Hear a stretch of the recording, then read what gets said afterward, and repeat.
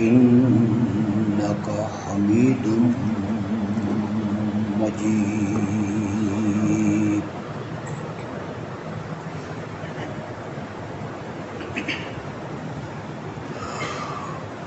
پچھلے خطبے میں ایاک نعبد و ایاک نستعین کی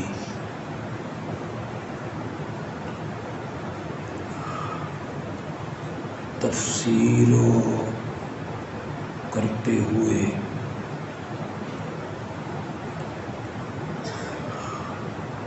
گفتگو یہاں تک پہنچی تھی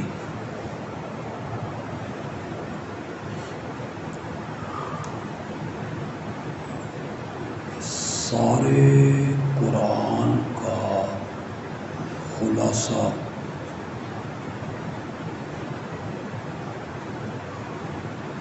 اور سارے قرآن کا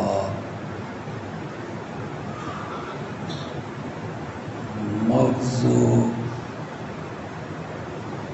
اور نچوڑ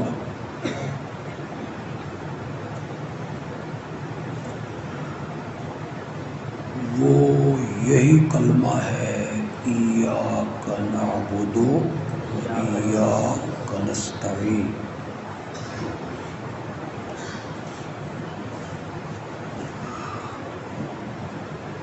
اس پر اگر آپ کو یاد ہو بطور دلیل میں نے سورۃ ہود کی پہلی آیت کو پیش کیا تھا.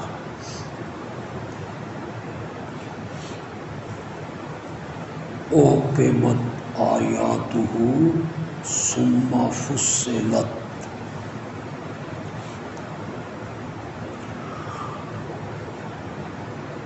اس کتاب کی آیتیں بڑی محکم ہیں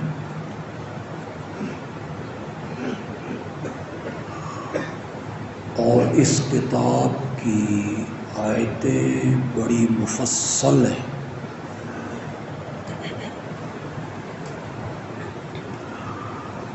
من لدن حکیم خبیر.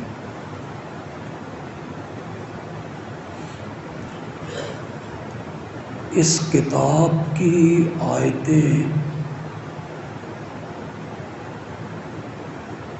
محکم ہونی چاہیے. بھیجنے والا جو حکیم ہے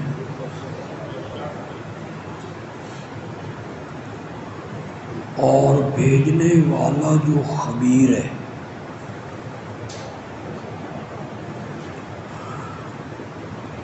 یہ اللہ نے اہمیت جتلانے کے لیے سورۃ ہود کے شروع میں تمہید باندھی.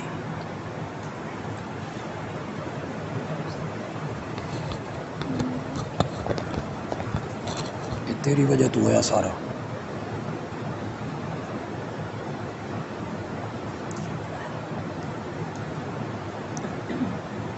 یہ اللہ نے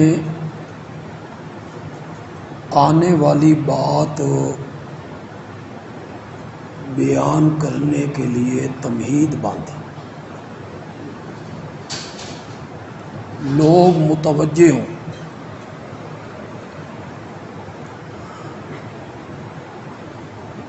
کتاب کی آیتیں بڑی محکم ہیں پھر یہ بڑی مفصل ہیں. بھیجنے والا حکیم ہے بھیجنے والا خبیر ہے.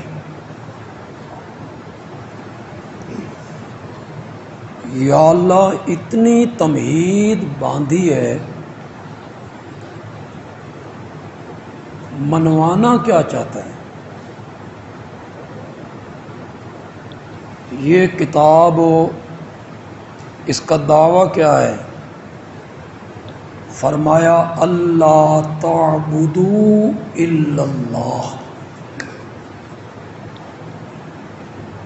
منوانا یہ چاہتا ہوں کہ اس دھرتی پر میرے سوا کسی کی عبادت نہیں کرو گے. یہ قرآن کے نزول کا مقصد ہے. سورۃ ہود کی پہلی آیت میں بیان کی، سورۃ زمر کی دوسری آیت میں بیان کی، سورۃ المومن کی 14ویں آیت میں بیان کی. آپ گھروں میں جا کے اسے پڑھیں. قرآن کے نزول کا مقصد ہے اس بات کو منوانا کہ اس دھرتی پر عبادت ہوگی تو وہ صرف کس کی عبادت ہوگی؟ اسی کو فاتحہ میں بیان کیا ایاک نعبد،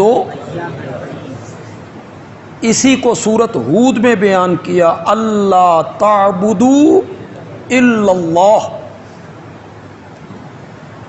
اسی کو زمر میں بیان کیا فاعبد اللہ مخلصا لہ الدین، اسی کو المومن کی 14ویں آیت میں بیان کیا فادعوا اللہ مخلصین. سارے قرآن کا نچوڑ اور مغز کیا نکلا؟ ایاک نعبد. اس دھرتی پر عبادت ہوگی تو وہ صرف کس کی عبادت ہوگی؟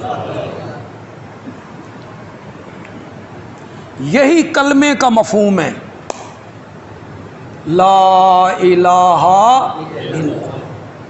اس کی مراد بھی یہی ہے نہیں کوئی معبود مگر. اور آسان کریں گے تو آپ مانا کریں گے نہیں کوئی عبادت کے لائق، یہی مانا کریں گے نا، نہیں کوئی عبادت کے لائق الا اللہ، مگر کون ہے؟ کلمہ طیبہ کا بھی یہی مفہوم ہے کہ اس دھرتی پر عبادت ہوگی تو صرف رب کی. اس کائنات کا معبود اللہ کے سوا کوئی نہیں. لیکن ہمارے معاشرے کا مسئلہ یہ ہے کہ انہیں عبادت کی تعریف نہیں آتی. تعریف سمجھتے ہیں؟ عبادت کسے کہتے ہیں؟ انہیں کوئی پتہ. عام لوگوں کا کیا ہے؟ اچھے اچھے علماء، اچھے اچھے مدرسین، خطباء، انہیں بھی علم نہیں کہ عبادت کسے کہتے. وہ کہتے ہیں جی انتہائی عاجزی کا نام عبادت ہے، انتہائی خشوع کا نام عبادت ہے، انتہائی تذلل کا نام عبادت ہے، انتہا درجے کی عاجزی کا نام عبادت ہے. میں نے کہا عبادت کی جو آپ تعریف کر رہے ہیں انتہائی قسم کی عاجزی، تو پھر میرا اس پر ایک اعتراض ہے. جس قسم کی عاجزی سجدے میں پائی جاتی ہے اسی قسم کی عاجزی احرام باندھنے میں پائی جاتی. یہ تعریف کیا ہو؟ ایک قسم پہ صادق آ رہی ہے، دوسری قسم پہ صادق نہیں آ رہی. جس قسم کی عاجزی رکوع میں، اسی قسم کی عاجزی صفا اور مروہ کے درمیان دوڑنے میں.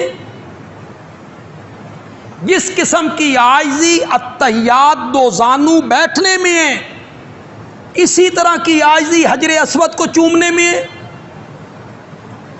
عبادت کی ایسی تعریف کرو جو اپنی تمام اقسام پہ کیا آتی ہو؟ صادق آتی. مجھے اللہ نے توفیق دی تو میں آپ کو سمجھا دوں گا انشاءاللہ. آپ سمجھ جائیں پھر اپنے علماء سے جا کے پوچھ لیں عبادت کسے کہتے ہیں. اور میں جو تعریف کروں گا عبادت کی اس پر قرآن گواہیاں دے. یہ نہیں ہے کہ میں اپنی طرف سے کروں، نو، اس پر 20 آیتیں میں پیش کر دوں گا.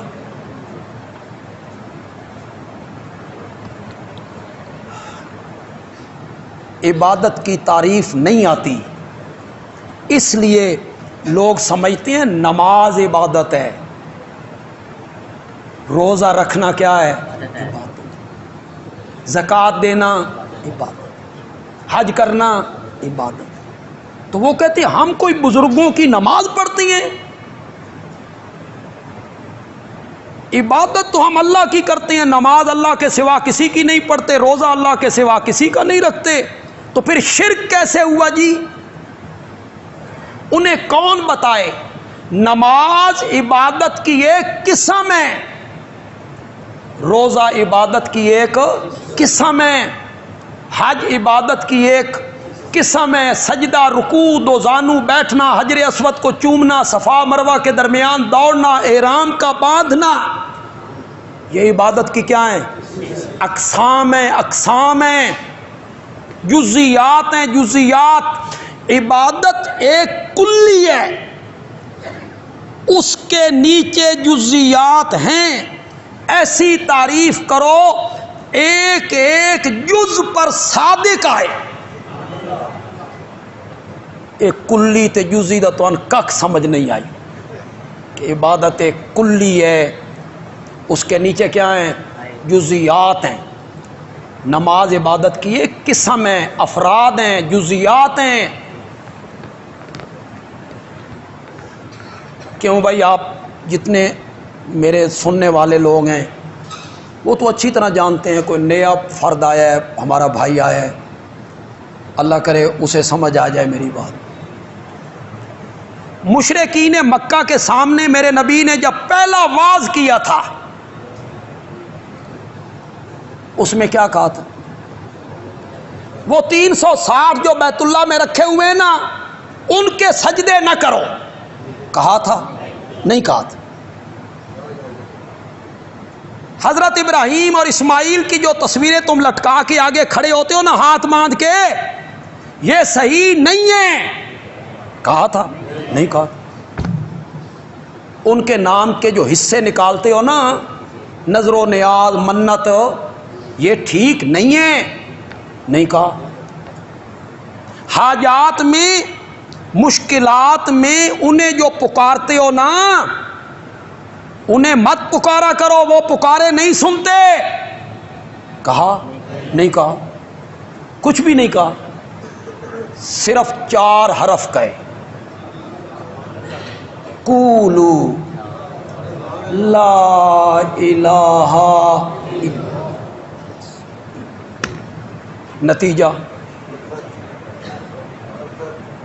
لوگوں نے گلے میں ہار ڈالے،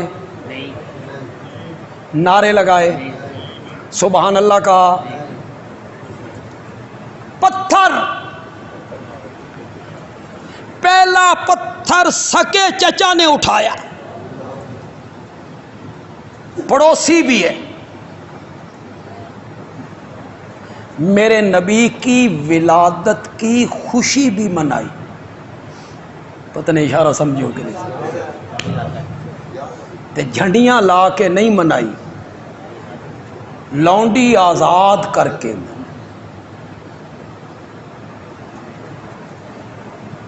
ولادت کی خوشی مناتا ہے. آج جب اس نبی کا پیغام آیا نا، برداشت نہیں، پتھر مارے، بددعا دی، تبًا لک سائر الیوم الہذا جمعتنا الہذا دعوتنا. تیرا سارا دن برباد ہو جائے. میں وہ ترجمہ نہیں کر رہا ہوں جو تبًا کا ترجمہ ہے، میری زبان اجازت نہیں دے رہی ہے کہ میں اپنے نبی کے بارے میں اس کو نقل بھی کروں. اتنے سخت لفظ اس نے کہے، تبًا لک سائر الیوم، تیرا سارا دن برباد ہو جائے، اس لیے بلایا تھا. میرے نبی نے تو 40 سال پیار دیکھا تھا، محبت. لوگ باپ دادے سے زیادہ احترام کرتے تھے، بچوں سے زیادہ پیار کرتے تھے. آج میرے نبی نے کیا پیغام دے دیا؟ میرے نبی پریشان، مولا میرے نال کی بن گیا. ایک آواز آئی انت کذاب، مجنون. کس کو کہا جا رہا ہے؟ بولتے کیوں نہیں ہو یار؟ یہ جو سنتے رہتے ہو لوگوں سے، بھائی بندیالوی دے نیڑے نہیں جانا تے، نہ دے نیڑے نہیں جانا تے، منکرن تے فلاں فلاں، یہ کوئی نئی بات ہے؟ جو نبوی پیغام سنائے گا اس کے ساتھ یہ سب کچھ ہو. یا تے میں بھی سفید رنگ دی چادر خریدا نا تے گھونڈ لیما گھونڈ، اور جہاں بیٹھ جاؤں اوپر دیکھوں نہیں، اور ہفتہ وار آپ کو ذکر محفل ذکر آپ کی منعقد کروں. ہر ہفتے آیا کرو، ذکر کریں گے لا الہ الا اللہ الا اللہ الا اللہ. تو لوگ ہمارے ہاتھ بھی چومیں گے، ہمارے گھٹنے بھی چھوئیں گے، ہمیں بھی حضرت حضرت کہیں گے. لیکن تیرے اور میرے درمیان فرق یہ ہے، تو لا الہ الا اللہ کی ضربیں لگواتا ہے، میں الہ کا معنی بتاتا ہوں. تیرے اور میرے درمیان فرق یہ، تو مداہن ہے، مداہن. تم نے پردے ڈالے، تم اللہ کی توحید بیان نہیں کرتے ہو، مسئلہ الہ بیان نہیں کرتے. ایک بہت بڑے مبلغ ہیں، عالمی مبلغ، سورت لقمان کی تفسیر بیان کریں. میرے کان بھی کھڑے ہوئے، فیس بک پہ ان کا وہ بیان لگا. سورت لقمان، حضرت لقمان کی نصیحتیں بیٹے کو. میں نے بھی کہا بھئی وہ جو پہلی نصیحت ہے ذہن میں؟ جن جن کے ذہن میں ہے وہ ذرا ہاتھ کھڑا کرو نا. وہ پہلی نصیحت حضرت لقمان کی اپنے بیٹے کو، یا بنیا لا تشرک باللہ ان الشرک لظلم. میں نے کہا مولانا تشریح کریں گے بھئی شرک کیا ہوتا ہے، پھر شرک کی قباحت بیان کریں گے، پھر بتائیں گے لوگوں کو کہ شرک کیا ہوتا ہے. تم نے بھی مرنا ہے اور ہم نے بھی مرنا ہے. کل اللہ کے سامنے پیش ہونا ہے. اللہ پوچھے گا تم سے کہ تمہیں قرآن کا علم دیا تھا، تم حق بات کو چھپاتے رہے، صرف نذرانوں کے لیے، عزت کے لیے، مریدوں کے لیے، مقتدیوں کے لیے، چندوں کے لیے پردے ڈالتے رہے تھے. میں حیران ہو گیا. اس عالمی مبلغ نے حضرت لقمان کی پہلی نصیحت پوری ہڑپ کر دی. اور کہاں سے نصیحت شروع کی؟ یا بنیا اقیم الصلاۃ، اے میرے بیٹے نماز کو کیا رکھ. یہاں سے شروع کی. تم سے رب نہیں پوچھے گا کہ تم نے میری کتاب کو کیوں چھپایا. عزتیں پگڑیوں سے نہیں ملتی، عزتیں چادر اوڑھنے کا نام پیری فقیری نہیں ہے، ان کا نام عزت نہیں ہے. دوسرا پارا پڑھو، پڑھو دوسرا پارا. اللہ نے حق چھپانے والوں کو کیا کہا ہے؟ جن لوگوں نے حق چھپایا ان کے بارے میں اللہ کیا کہتے ہیں؟ آدھا ترجمہ میں کروں گا، آدھا آپ کریں. ان الذین یکتمون ما انزل اللہ من الکتاب، جو لوگ چھپاتے ہیں اس چیز کو جو اللہ نے اتاری ہے من الکتاب. کس سے؟ اس کو وہ چھپاتی ہیں. وَيَشْتَرُونَ بِهِ ثَمَنًا قَلِيلًا، اور اس کے بدلے کیا لیتے ہیں؟ بولتے کیوں نہیں ہو؟ یہ تمہیں جو صوفی نظر آتے ہیں نا، صوفی، اور تم کہتے ہو بڑے صوفی ہیں اور بڑے گھنڈ کیتے ہوئے نے. مزاربت کے نام پہ جو فراڈ ہوا تھا نا اسلام آباد کے علاقے میں، وہ ایک آدمی آیا تھا اور اس نے مولویوں کو آگے کیا اور اس نے کہا بھائی 1 لاکھ دو، مہینے کا 10,000 لو. اس مزاربت کیس میں انہاں صوفیاں دے 5 کروڑ پھسے. یہ سارے ننگے ہوئے. پتہ چلا کہ کس صوفی کے کتنے کروڑ تھے اور کس مفتی کے کتنے کروڑ تھے. اس کے بدلے میں تھوڑے سے پیسے لے لیتے ہو، اللہ کی کتاب پر پردہ ڈالتی ہیں. اولئکا، ایک لفظ کا ترجمہ میں نہیں کروں گا، وہ آپ کریں گے. یہی لوگ ہیں ما یاکلون، یہ نہیں کھاتے، فی بطونہم، اپنے پیٹوں میں، الا النار. یہ قرآن ہے. اور بابو و شہریو، اے اللہ تو انا آخریا، بولتے کہ تو انا آخریا، اللہ تم نے چھپانا ہے. اللہ کے احکام ایتے تم نے چھپانی ہے. یہ کس کو کہا جا رہا ہے؟ جن کے پاس قرآن کا علم ہے، کتاب کا علم ہے. یہاں بنتے ہو بڑے صوفی اور پیری مریدی اور خانقاہوں کے چکر، اور لوگوں کو لگایا ہو پیچھے چومنے چاٹنے کے لیے. سنو تمہاری سزا قرآن کیا بیان کرتا ہے. قرآن کہتا ہے وَلَا يُكَلِّمُهُمُ اللَّهُ يَوْمَ الْقِيَامَةِ، اللہ قیامت والے دہاڑے انہاں نال گل بھی نہیں کرنی.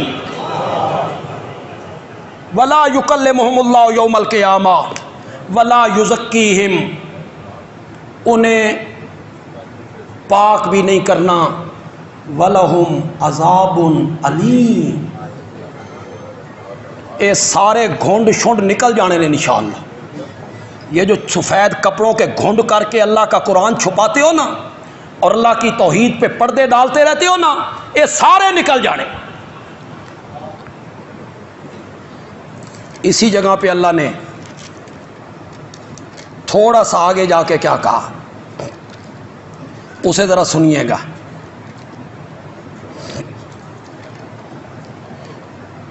پھر اللہ نے ذکر کیا تھوڑا سا آگے جا کے، اور کہاں ذکر کیا؟ جہاں اللہ نے اس مسئلے کو ذکر کیا، انما حرم علیکم المیتۃ والدم ولحم الخنزیر وما اہل بہ غیر. جہاں اس کو بیان کیا نا، مردار تم پر حرام ہے، دم مسفوح حرام ہے، خنزیر کا گوشت حرام ہے، اور ہر وہ چیز حرام ہے جس پر غیر اللہ کے تقرب کے لیے اللہ کے سوا کسی کا نام بلند کیا گیا. وہ بھی کیا ہے؟ یہ مسئلہ بیان کرنا مشکل تھا، یہ مسئلہ بیان کرنا آسان نہیں تھا نا، مشکل تھا یہ مسئلہ بیان کرنا. اس کے ساتھ فرمایا ان الذین یکتمون ما انزل اللہ، جو لوگ اللہ کی آیتوں کو چھپاتے ہیں، اولئک علیہم لعنت اللہ والملائکہ والناس اجمعین. ان پر کس کی لعنت؟ اللہ اپنی پناہ میں رکھے. فتووں شتووں سے نہ ڈرا کرو. مجھے بھی کئی لوگ آ کہتے ہیں جی کدی تھوڑا ذکر کری تو دے توبہ توبہ، ان کا نام نہ لیں. یہ مسئلہ بیان کرنا ہے نا، میں کون ہوں، میری کیا حیثیت ہے، میرے جیسے لوگوں سے یہ پوری دھرتی بھر جائے، کعبہ کے رب کی قسم ہے، میرے آقا کے نالین کے نیچے ریت کا جو ذرہ لگتا تھا اس کے کروڑ میں حصے کا بھی مقابلہ نہیں ہو سکتا۔ میں کون ہوں؟ مسئلہ توحید بیان کرے امام الانبیاء۔ پڑھو قرآن، پڑھو قرآن۔ لوگوں نے میرے نبی کی تعریف کی تھی، لوگوں نے میرے نبی کے نام کے نعرے لگائے تھے، لوگوں نے کہا انت کذاب، اور سامنے کھڑے ہو کے کہا۔ ہمیں تو پیٹھ کے پیچھے کہتے ہیں، میرے آقا کو سامنے کہا انت کذاب۔ میں کون؟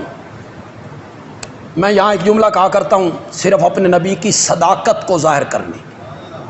میرا نبی کتنا بڑا سچا تھا، جن کو وہ مشرک کیا کہہ رہے ہیں۔ یہاں میں ایک جملہ کہا کرتا ہوں، میں کون ہوں، میری حیثیت کیا ہے۔ مسئلہ توحید بیان ہوگا نا تو لوگ انہیں بھی کذاب کہہ رہے ہیں جو اتنا صادق تھا کہ اس پر ایمان لانے والا بھی صدیق اکبر کہلایا کرتا تھا۔ جو اسے مان لیتا ہے وہ صدیق اکبر ہو جاتا ہے۔ قرآن نے گواہیاں دی، اولئک ھم الصادقون۔ تو بھئی ہے قرآن میں کہ کونی قرآن میں؟ اولئک ھم الصادقون۔ یہ جب اللہ کہہ رہا ہے اولئک ھم الصادقون، یہی سچے ہیں، میں تو نہیں تھا جب یہ قرآن کی آیت اتر رہی تھی، میں تھا، آپ تھے، علماء دیوبند تھے، علماء بریلی، امام ابو حنیفہ تھے، امام شافعی، امام مالک، امام احمد، بولو بولو، امام بخاری، شیخ عبد القادر جیلانی، مجدد الفیسانی، معین الدین چشتی، علی حجویری، مفسرین، محدثین، علماء، اتقیاء، اصفیاء، شب زندہ دار، تہجد گزار۔ جب یہ آیت اتر رہی تھی یہ تو وہاں نہیں تھے نا، تو پھر بندیالوی کو مطمئن کرو، یہ رب کن کو کہہ رہا ہے؟ اولئک ھم الصادقون۔ ابو جال کو کہہ رہا ہے، عبداللہ ابن ابی کو کہہ رہا ہے، شرم کرو۔ یہ کن کو کہہ رہا ہے؟ صدیق و عمر کو کہہ رہا ہے، عثمان و علی کو کہہ رہا ہے، معاویہ اور حسنین کریمین کو کہہ رہا ہے، صحابہ کی مقدس جماعت کو کہہ رہا ہے، اولئک ھم الصادقون، اولئک ھم المتقون۔ کن کو کہہ رہا ہے؟ بولتے کیوں نہیں ہو؟ روایتوں کے پیچھے بھاگتے ہو۔ علامہ اقبال نے کہا تھا یہ امت روایات میں کھو گئی، حقیقت خرافات میں کھو گئی۔ علامہ اقبال نے تو بہت پہلے کہہ دیا، یہ امت روایات میں کھو گئی، حقیقت خرافات میں کھو گئی۔ روایتیں لے کر بیٹھ جاتے ہو اور نوجوانوں کو گمراہ کرتے رہتے ہو کہ حضرت معاویہ ممبر پہ حضرت علی کو گالیاں نکالا کرتے تھے، وہ بھی نکالتے تھے، ان کے گورنر بھی نکالتے تھے۔ قرآن نے صحابہ کا تعارف کروایا، اولئک ھم المتقون۔ وہ سارے کیا ہیں؟ بولتے کیوں نہیں؟ زور سے بولو ذرا، وہ سارے کون ہیں؟ متقی ہیں۔ متقی وہ ہوتا ہے جو ممبر پہ گالیاں نکالے، وہی ہوتا ہے نا متقی۔ اسی کو صادق کہتے ہیں نا جو ممبر پہ گالیاں بکے۔ روایتوں کے پیچھے بھاگتے ہو۔ دنیا کی واحد کتاب جس کے ماتھے کا جھومر ہے، ذالک الکتاب، جس حدیث کی سند صحیح ہو، وہ ہمارے سر آنکھوں پر قرآن سے ٹکرا جائے اس کی تعویل کرو، ایسا مانا کرو قرآن اپنی جگہ پہ، حدیث اپنی جگہ، تعویل نہ ہو سکے حدیث کو چھوڑ دو۔ کیوں؟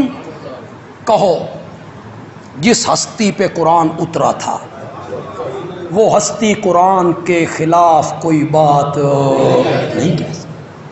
قرآن پڑھو، قرآن کیا تعارف کرواتا ہے؟ اولئک ھم المفلحون، اولئک ھم الراشدون، یہ سچے لوگ تھے، یہ متقی لوگ تھے۔ بات دور نکل گئی۔ میں عرض یہ کرنا چاہتا ہوں، میرے نبی پہ فتوے لگنے لگے، پتھروں کی بارش ہونے لگی، کذاب کہا جانے لگا، مجنون کے فتوے لگے۔ اس کائنات کا سب سے بڑا دانا اگر کوئی ہے تو وہ آمنہ کا لال صلی اللہ۔ آپ سے بڑھ کے عقل مند کون ہے؟ آپ سے بڑھ کے زیرک کون ہے؟ آپ جیسی ہستی کو کہا جا رہا ہے انت مجنون۔ ثابت ہوا جب بھی کوئی آدمی پیغمبری رنگ میں توحید بیان کرے گا اس کے ساتھ یہ سب کچھ اگر نہیں ہوتا اس کی تبلیغ میں کوتاہی،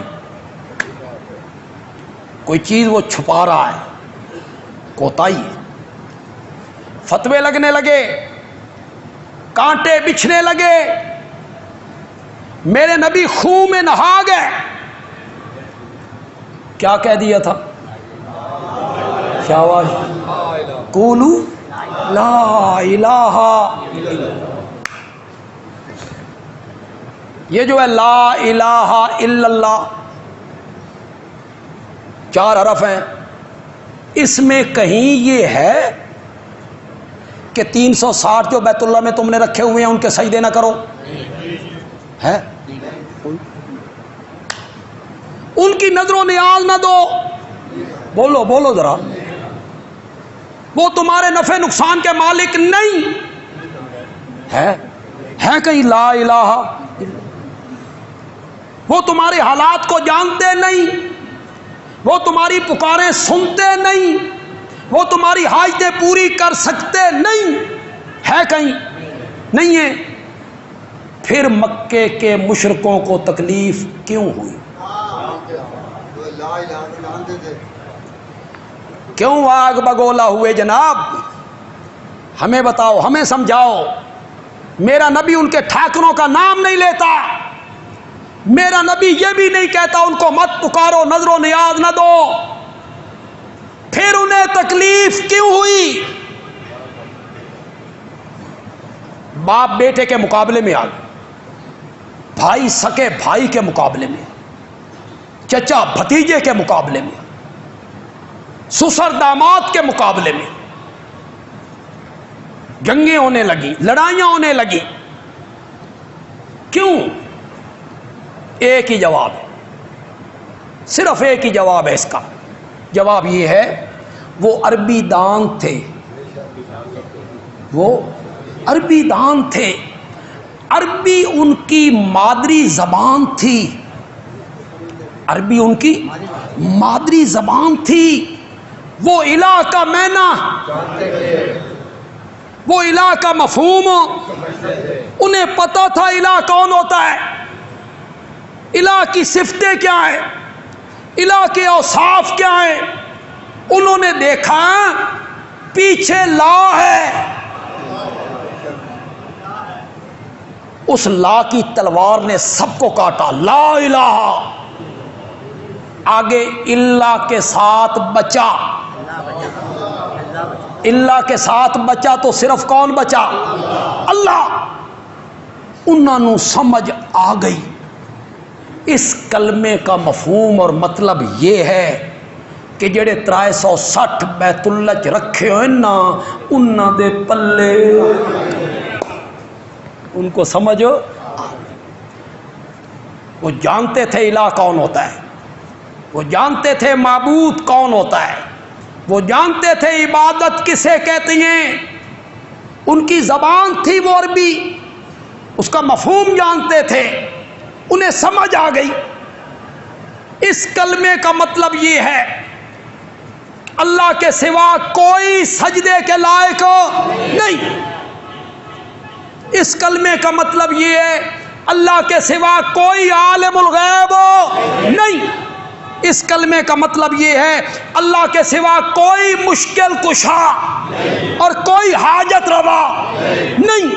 اللہ کے سوا کوئی نظر و نیاز کے لائق نہیں۔ اللہ کے سوا کوئی غائبانہ پکارے سننے والا نہیں۔ انہوں نے سمجھ آ گئی۔ ہماری زبان ہے اردو، پنجابی، پشتو، ہم لا الہ الا اللہ بھی پڑھتے رہتی ہیں، قبروں پر سجدے بھی کرتے رہتے ہیں۔ ہم لا الہ الا اللہ بھی پڑھتے رہتی ہیں، اللہ کے سوا حاجات میں اوروں کو پکارتے رہتے ہیں، نفع نقصان کا مالک سمجھتے ہیں۔ منع کیا جائے تو وہ کہتے ہیں اسا کوئی انہوں دی عبادت کر رہے ہیں۔ عبادت تو ہم اللہ کی کرتے ہیں، ہم تو کلمہ میں پڑھتے ہیں لا الہ الا اللہ کے سوا عبادت کے لائق۔ آپ اگر میں اپنے دوستوں سے کہوں جو ہمارے مقتدی ہر جمعہ یہاں پڑھتے، میں اس کو ذرا بڑی مدت کے بعد میں پھر عبادت کی ذرا تشریح تفسیر بیان کرنے لگا۔ آپ اپنے دوستوں کو لائیں، وہ دوست جو ڈاما ڈول ہوتے، پتہ نہیں اے سچے ان کے، انہیں سمجھایا کسی نے نہیں۔ آپ آئندہ جمعوں میں جمعے کے خطبات میں آپ انہیں اپنے ساتھ پیار و محبت کر کے لائیں، اللہ کرے انہیں الہ کا معنی سمجھ، معبود کا مفہوم سمجھ آئے، عبادت کسے کہتے ہیں۔ میں انشاءاللہ سمجھاؤں گا بھی 1 دونی دونی تو 2 دونی 4 کر کے، کوئی مشکل نہیں کروں، بڑے آسان طریقے سے سمجھا دوں۔ آئندہ جمعہ اگر آپ ان کو لائیں اور وقت پہ آئیں تو میں آئندہ جمعے سے شروع کر لیتا کہ عبادت کی تعریف کیا ہے۔ یہ طے ہو گیا کہ قرآن کے نزول کا جو مقصد تھا، قرآن کا جو دعویٰ ہے، قرآن جو بات منوانا چاہتا ہے وہ کیا ہے؟ ایاک نعبد، وہ جو مولانا نے، وہ جو مبلغ اسلام ہیں، انہوں نے حضرت لقمان کی نصیحتیں شروع کی، یا بنیا اقیم الصلاۃ۔ انہوں نے یہ ثابت کیا کہ میں حضرت لقمان تو ود کے حکیم ہاں۔ حضرت لقمان نے کہاں سے شروع کیا؟ شاباش، انہوں نے کہاں سے شروع کیا؟ انہوں نے شروع کیا عقیدے کی اصلاح۔ کس کی؟ اس مبلغ نے کہا نہیں تین نہیں پتا، میں دسنا تبلیغ دا طریقہ۔ تبلیغ کا طریقہ یہ ہے اقیم الصلاۃ، نماز کو۔ حضرت لقمان کو پتہ نہیں چلا، انہیں پتہ نہیں چلا بھائی تبلیغ کا طریقہ کیا ہے۔ حضرت لقمان دانا ہے، زیرہ کو عقل مند انسان ہے، اس نے اس ترتیب کے ساتھ نصیحتیں کی نا، خدا دی قسم میں مزہ آ گیا۔ سب سے پہلے عقیدے کی اصلاح، سب سے پہلے کس کی اصلاح کی؟ عقیدہ درست کرو، اس میں شرک کی رائی کے دانے کے برابر بھی آمیزش نہیں ہونی چاہیے، شرک نہیں ہونا چاہیے۔ پھر اعمال، اس کے بعد بیٹا اب تیری اصلاح ہو گئی ہے، ہن لوگاں دی اصلاح کر، نیکی کا حکم دے برائی سے۔ کیسی ترتیب رکھی حضرت لقمان۔ اگر عقیدہ درست نہیں، سنو بندیالوی کی بات، ماننا نہ ماننا آپ کے اختیار میں، تانے مارے جو کچھ کہیں، میرا کام ہے بتانا۔ جب تک عقیدہ درست نہیں ہوگا، کوئی عمل اللہ کے ہاں درجہ قبولیت نہیں پا سکتا۔ پھر نہ کہنا ہمیں کسی نے بتایا نہیں تھا۔ قیامت کے دن رب کے سامنے یہ نہ کہنا کہ مولا سن پتہ نہیں سی، نہیں کہنا ہے آپ نے۔ میں آج آپ کو بتا رہا ہوں، کل قیامت کے دن اللہ کے سامنے میرا گریبان پکڑ لینا، وہاں بات ہو جائے گی۔ جب تک عقیدہ درست نہیں ہوگا کوئی عمل قبول نہیں ہو۔ شرک ہو اور نمازیں قبول ہوں، مبلغ اسلام تمہیں اتنا پتہ نہیں چلا؟ نماز قائم کر، نماز تب قبول ہوگی جب عقیدہ کیا ہوگا؟ عقیدہ بنیاد ہے، بنیاد، عقیدہ بنیاد ہے۔ اعمال کیا ہیں؟ دیواریں۔ اعمال کیا ہیں؟ چھت۔ اعمال کیا ہیں؟ دروازے۔ اعمال کیا ہیں؟ ٹیلیں، فرش، کھڑکیاں۔ جتنا پیسہ لائی جاؤ، مکان سونا بنائی جاؤ، جتنے عمل کیے جائیں ایمان والا مکان اتنا ہی خوبصورت ہو، یہ آپ کے اختیار میں۔ آپ اس عمل کو کتنا خوبصورت بنانا چاہتے، مکان کو کتنا خوبصورت بنانا چاہتے۔ بنیاد کیا ہے؟ بولو یار، بنیاد کیا ہے؟ عقیدہ۔ ایک آدمی 2 کنال میں اپنی کوٹھی بنانا چاہتا، اس نے مزدور لیے، مستری لیے، راج لیے، چلا گیا پلاٹ پہ جا کے کھڑا ہو گیا، اینٹیں منگوا لیں، اور مستری نے آکھیا اے زمین دو تو چاہو، عمارت شروع کرو۔ وہ عمارت شروع کرنے لگے، زمین کے اوپر سے کوئی سیانہ بندہ محلے کا آیا، اس نے کہا چودھری صاحب کیا کرنا چاہتے ہو؟ کہ خوبصورت مکان بنانا چاہتے، ساگوان کی لکڑی کے دروازے بنواؤں، سنگ مرمر کا فرش لگواؤں، منقش چھتیں بنواؤں۔ اس نے کہا چودھری صاحب اگر یہ ارادہ ہے نا تو پھر سب سے پہلے اس مکان کی بنیاد، تو وہ کیسے؟ اس نے کہا کھدائی کرو، اصل زمین تک جاؤ، اصل زمین، چاہے وہ 6 فٹ میں ملے 8 فٹ میں ملے، وہاں جاؤ،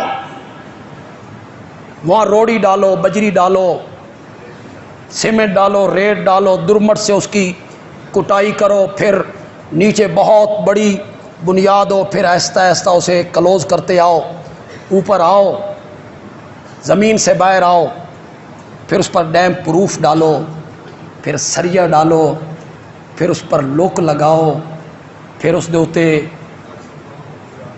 وہ کیا ڈالتے ہیں؟ پلاسٹک۔ کدی تو ان مکان بنان دا اتفاق ہوئے ہوئے تو مستری بھجا بھجا کے مار نہیں چھڑ۔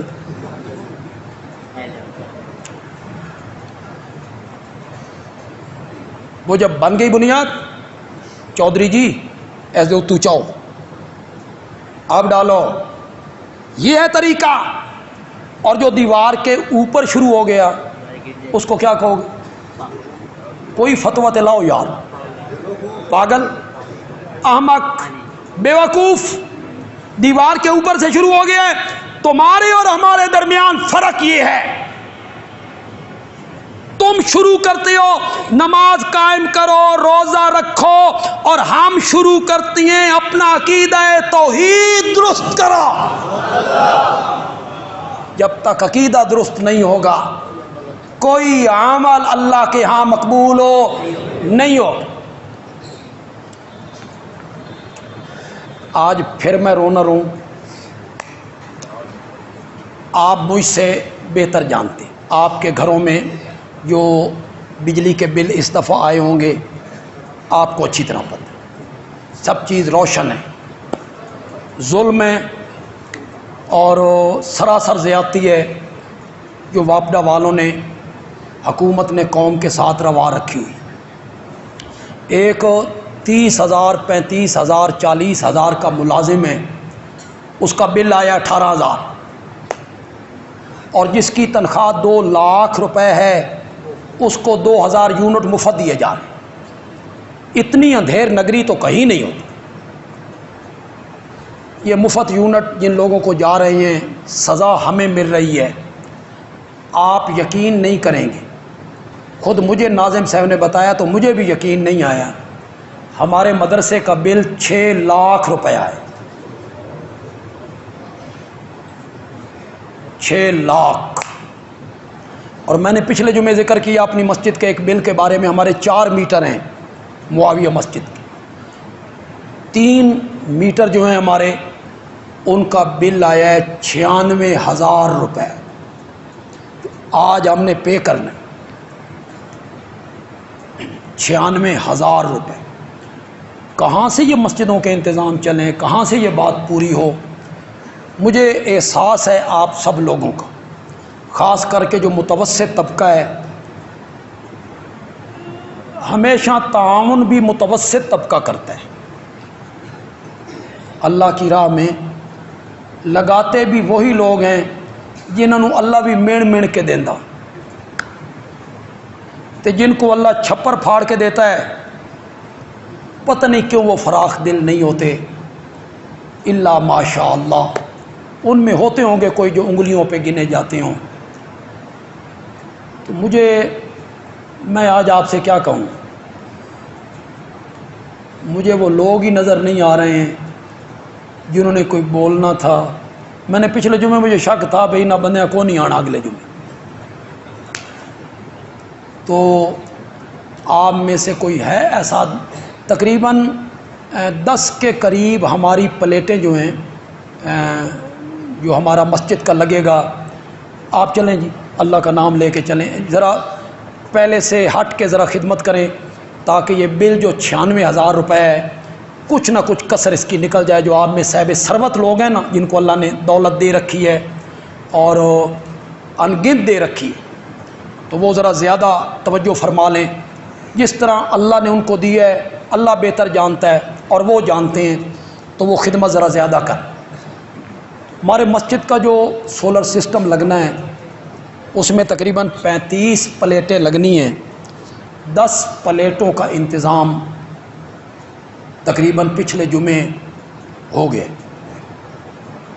25 پلیٹیں ہم نے لینی ہیں اور ایک پلیٹ 40,000 روپے کی۔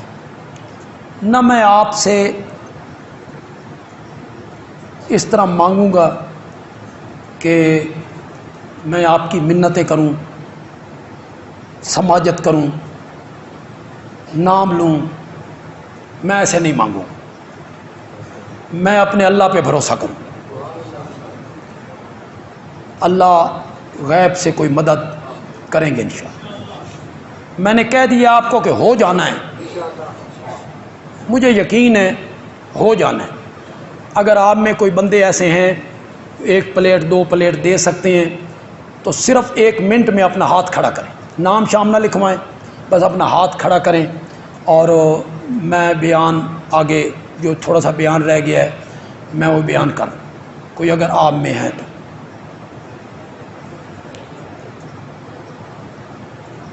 چلو اللہ آپ پہ راضی ہو، اللہ آپ کے رزق حلال میں مزید برکتیں عطا فرمائے۔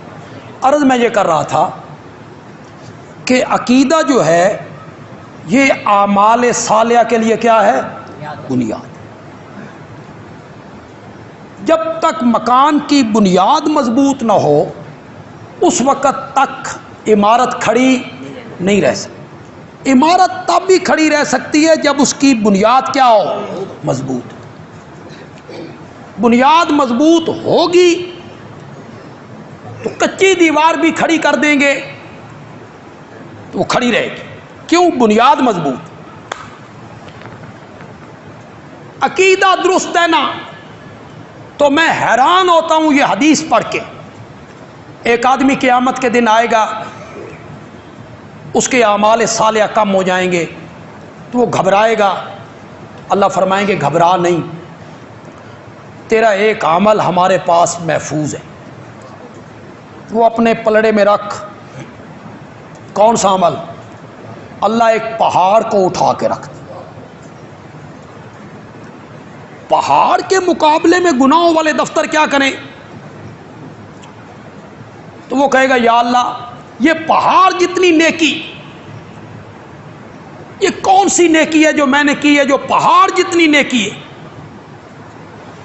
اللہ فرمائیں گے یاد کر ایک دن میرے رستے میں تو نے کھجور کا ایک دانہ خیرات کیا تھا۔ کیا حقیقت ہے جی کھجور کی ایک دانے کی کیا حیثیت ہے؟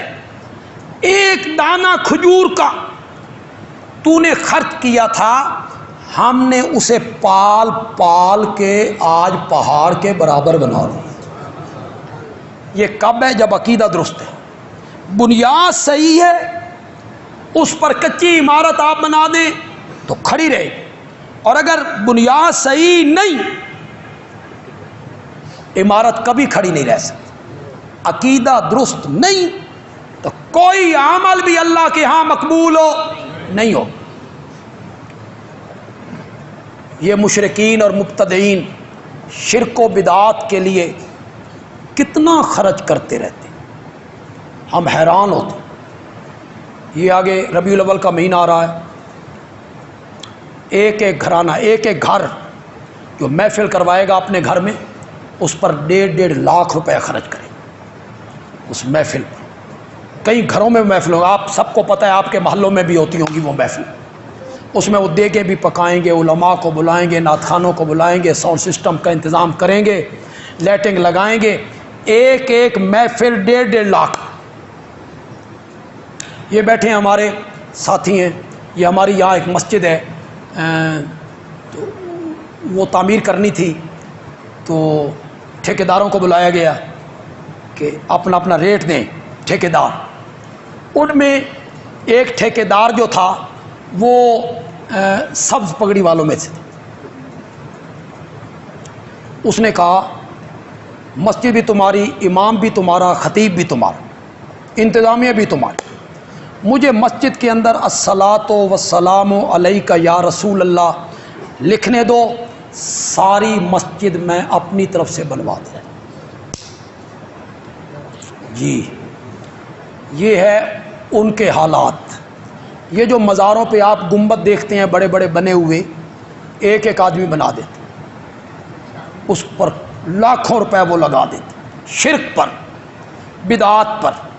لیکن جتنے اعمال ہیں نا وہ مشرکین کرتے ہیں، اچھے کام بھی کرتے ہیں۔ ہسپتال بنا دیا، ہسپتال بنا دیا، کسی غریب بچی کی شادی کروا دی۔ آج بھی آپ گنگا رام ہسپتال، گلاب دیوی ہسپتال لاہور میں موجود نہیں ہے، یہ ہندوؤں سکھوں نے بنائے ہیں، تو کیا اللہ ان کو معاف کر دے گا؟ نہیں۔ اعمال کی قبولیت کے لیے ایمان کا ہونا کیا ہے؟ ضروری ہے۔ اگر ایمان نہیں ہے تو اعمال مقبول نہیں ہے۔ یہ قرآن نے جگہ جگہ اس کو بیان کیا۔ اعمال کی قبولیت کے لیے عقیدے کا درست ہونا ضروری ہے۔ شرک آیا نا سارے اعمال برباد ہو جائیں گے۔ غالباً سورۃ زمر میں اللہ نے میرے پیارے پیغمبر کو خطاب کیا، ذرا یہ سنیے گا جناب۔ وَلَقَدْ أُوحِيَ إِلَيْكَ وَإِلَى الَّذِينَ مِن قَبْلِكَ، ہم نے آپ کی طرف بھی یہ وحی کی ہے، اور آپ سے پہلے جتنے نبی ہوئے نا ہم نے ان کی طرف بھی یہ وحی کی تھی۔ کیا؟ لئن اشرکت، اشرکتا کا معنی تو ذرا کرو، اگر بالفرض والمحال آپ نے بھی شرک کیا نا لَيَحْبَطَنَّ أَعْمَالُكَ، تو تیرے عمل بھی کیا ہو جائیں گے؟ کن کو کہا گیا؟ انبیاء کو۔ کن کو؟ امام الانبیاء کو۔ آپ یہ نہیں جانتے کہ انبیاء سے صغیرہ گناہ بھی سرزد نہیں ہوتے؟ یہ جو چھوٹے گناہ ہیں نا، انبیاء چھوٹے گناہ بھی نہیں کرتے، صغیرہ گناہ بھی نہیں کرتے۔ معصوم انل خطا والعصیان ہوتی ہیں، ان سے کوئی گناہ سرزد نہیں ہوتا، چہ جائے کہ شرک اکبر الکبائر ہے، چہ جائے کہ شرک جو ظلم عظیم ہے۔ اللہ نے انبیاء کو خطاب کیا ہمیں سمجھانے کے لیے، تم کس بات کی مولی ہو کہ تم شرک کرو اور تمہارے اعمال محفوظ رہ جائیں۔ لئن اشرکت، اگر آپ نے بھی شرک کیا نا، لَيَحْبَطَنَّ أَعْمَالُكَ، تو تیرے عمل بھی کیا ہو جائیں گے۔ اگلے لفظ اللہ اکبر، اللہ اکبر، وَلَا تَكُونَنَّ مِنَ الْخَاسِرِينَ۔ خاسرین کا معنی کرو، کن کو کہا جا رہا ہے؟ آپ بھی خسارہ پانے والوں میں سے ہو جائیں گے اگر آپ سے بھی۔ یہ اللہ نے خطاب نبیوں سے کیا اور اللہ نے سمجھایا کس کو؟ ہمیں، کہ اگر رائی کے دانے کے برابر بھی شرک آ گیا نا تو کوئی عمل بھی اللہ کے ہاں مقبول ہو نہیں۔ 18 نبیوں کے نام سورۃ انعام میں اللہ نے گنے۔ کتنے نبیوں کے؟ 18 نبیوں، باقیوں کو بالتبع ذکر کی۔ وَمِنْ آبَائِهِمْ وَذُرِّيَّاتِهِمْ وَإِخْوَانِهِمْ، جو نہیں گنے وہ کچھ تو ان 18 کے باپ دادا تھے، کچھ ان کی اولاد تھے، کچھ ان کی برادری کے لوگ تھے، بھائی تھے۔ 18 کا نام لیا، باقیوں کو بالتبع ذکر کی۔ ذکر کرنے کے بعد اللہ کہتے ہیں وَاجْتَبَيْنَاهُمْ، ہم نے ان کو چن لیا تھا، وَهَدَيْنَاهُمْ إِلَىٰ صِرَاطٍ مُسْتَقِيمٍ، اور ہم نے ان کو رستہ دکھایا تھا، کون سا؟ صراط مستقیم کا۔ یہ کہنے کے بعد اللہ کہتے ہیں وَلَوْ أَشْرَكُوا، یہ کیوں اللہ کہہ رہے ہیں جی؟ یہ بار بار اللہ کیوں کہہ رہے ہیں قرآن میں؟ وَلَوْ أَشْرَكُوا، اگر بالفرض والمحال میرے یہ نبی بھی شرک کرتے، لَحَبِطَ عَنْهُمْ مَا كَانُوا يَعْمَلُونَ، تو ان کے اعمال کو بھی اللہ کیا کر دیتا؟ یہ سارے نبیوں کے متعلق اللہ نے کہا اگر رائی کے دانے کے برابر شرک آتا تو ان کے اعمال بھی اللہ برباد کر دیتا۔ تو میرے عرض کرنے کا مقصد یہ ہے، عبادت کی تعریف تو میں آئندہ جمعہ انشاءاللہ یہیں سے شروع کروں گا۔ عبادت کس سے کہتے ہیں، عبادت کی تعریف کیا ہے، اور ایسی تعریف کریں گے انشاءاللہ جو اپنے تمام اقسام پہ کیا آئے گی؟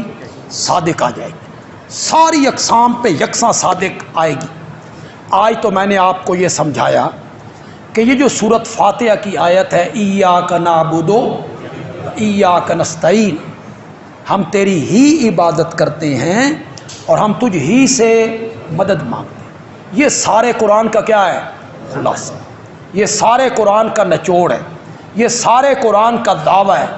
یہ دین کے لیے بمنزلہ بنیاد کے، پورے اسلام کے احکام کے لیے بمنزلہ بنیاد کے۔ یہ جب تک مضبوط نہیں ہوگی بنیاد، اس وقت تک دین کا کوئی رکن آپ کے کام نہیں آئے گا۔ درس قرآن انشاءاللہ مغرب کے بعد 18 ملاق میں انشاءاللہ ہوگا جی، انشاءاللہ درس قرآن سورۃ روم کا درس چل رہا ہے جی۔ جو احباب پہلے نہیں آتے وہ ذرا توجہ کریں گے اور اس درس میں وہ شامل ہوں گے جی۔